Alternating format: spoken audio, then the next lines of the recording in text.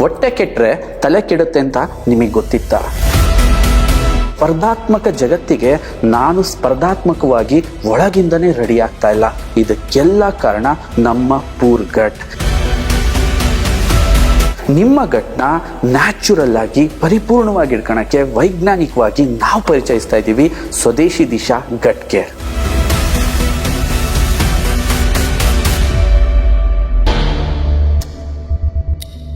ಹೊಟ್ಟೆ ಕೆಟ್ಟರೆ ತಲೆ ಕೆಡುತ್ತೆ ಅಂತ ನಿಮಗೆ ಗೊತ್ತಿತ್ತಾ?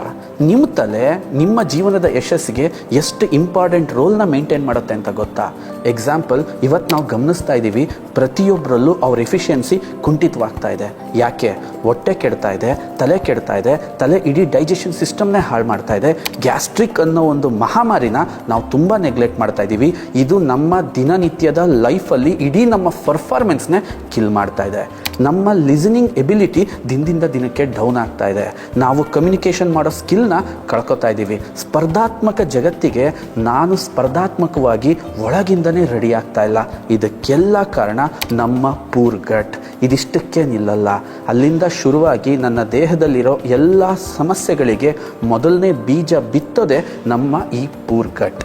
ಇಷ್ಟು ಇಂಪಾರ್ಟೆಂಟ್ ಇರೋ ಗಟ್ ಇಷ್ಟು ಕಾಂಪ್ಲಿಕೇಟೆಡ್ ಆಗಿದೆ ಯಾಕೆ ಅಂತಂದರೆ ದಿನ ಪ್ರೋಸೆಸ್ಡ್ ಆಗಿರ್ತಕ್ಕಂಥ ಫುಡ್ ನಮ್ಮ ದೇಹಕ್ಕೆ